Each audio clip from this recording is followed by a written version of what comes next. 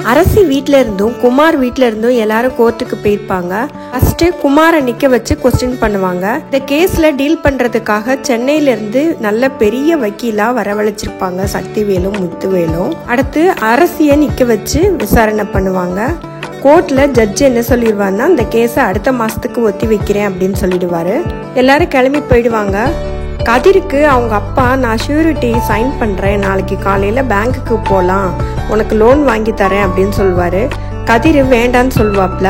அவங்க அம்மா ஏண்டா வேண்டான்னு சொல்ற, அவங்களே கையெழுத்து போடுறேன்னு சொல்றாங்க, உனக்கு வாங்கிக்கிறதுக்கு கஷ்டமா இருக்கோ, நாளைக்கு காலையில நீ பேசாம ஒன்னும் பேசாத பேங்க்குக்கு கிளம்பு அப்பா கூட அப்படின்னு சொல்லிடுவாங்க.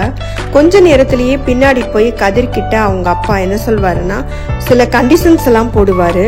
கடையும் வீடையும் அடமானம் வச்சுதானே லோன் வாங்கி கொடுக்கறேன், அதனால நீ தொழில என்ன செஞ்சாலும் எனக்கு தெரியாம என்னோட அனுமதி இல்லாம எதுவுமே செய்ய முடியாது, அந்த லோன் அடையிற வரையிலும் வாரம் வாரம் நீ எனக்கு கணக்கு காட்டணும் அப்படின்னு சொல்லிட்டு சில கண்டிஷன்ஸ் எல்லாம் போடுவாரு. அதனால அது கதிருக்கு சுத்தமா பிடிக்காது.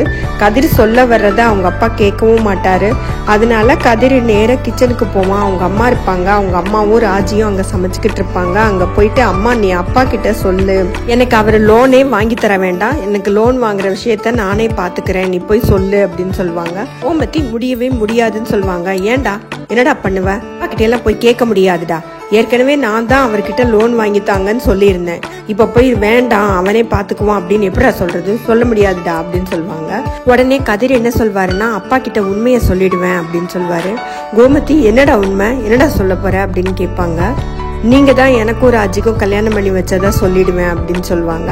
உடனே கோமதி என்ன சொல்லுவாங்கன்னா முன்னாடி ராஜி தான் என்னைய மிரட்டுவா, இப்ப நீயுமா, சொல்றேன் என்ன பண்றது அப்படின்னு சொல்லிட்டு போய் அவங்க அப்பா கிட்ட சொல்லுவாங்க. நீங்க எதுவும் பண்ண வேண்டாங்க அவனே பாத்துக்குவான் அப்படின்னு சொல்லிட்டு அவர் கொஞ்ச நேரம் திட்டுவாரு. திட்டிட்டு என்னமோ போங்க, இனிமே லோன் வாங்கினா அது இதுன்னு என்கிட்ட எல்லாம் வர வேண்டாம் அப்படின்னு சொல்லிட்டு போயிடுவாரு. கோமதி ரொம்பவே புலம்புவாங்க. ஒரு பக்கம் திட்டு ஒரு பக்கம் மிரட்டல், என்னதான் செய்ய ரெண்டுக்கும் நடுவுல உட்கார்ந்துருக்கேன் அப்படின்னு சொல்லிட்டு கவலைப்படுவாங்க. செந்தில் கதிர் சரவணன் 3 பேரும் அவங்க கடையில இருப்பாங்க. அப்ப சரவணன் கிட்ட செந்தில் கலாய்ச்சிக்கிட்டு இருப்பாரு, அப்பாவாக போற எப்படி இருக்க என்ன ஏதுன்னு. அப்ப சரவணன் என்ன சொல்வாருன்னா மயிலு ஒரு கிஃப்ட் கேட்டா வாங்கி தரணும், ஆனா காசு இல்லை அப்படின்னு சொல்லிட்டு இருப்பாரு. இப்ப செந்தில் என்ன சொல்வாருன்னா நீ அப்பா கிட்ட கேட்டா கண்டிப்பா தரமாட்டாரு, அதனால கல்லாப்பட்டியில இருந்து காசு எடுத்துட்டு போ அப்படின்னு ஈஸியா சொல்லுவாரு. சரவணன் என்ன சொல்வாருன்னா என்னை திருட சொல்றியா, அந்த இதெல்லாம் நான் கண்டிப்பா பண்ண மாட்டேன், அப்பா கிட்ட கேட்டு வேணாலும் வாங்குவேன், 500 இல்லைன்னா எவ்வளவு கொடுக்கணும்னு நினைக்கிறாரோ அதை கொடுக்கட்டும் அப்படின்னு சொல்வாரு. யாருக்கெல்லாம் இது திருட்டுன்னு தோணுதோ அவங்கெல்லாம் மறக்காம கமெண்ட் பண்ணுங்க.